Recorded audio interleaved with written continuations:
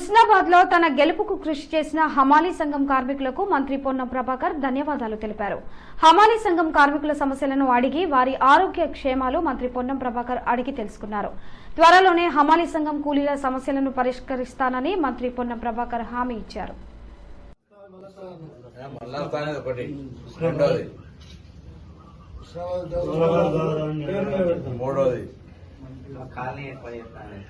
ఇంకా రోజు 10 మంది చెప్పమని చెప్పిన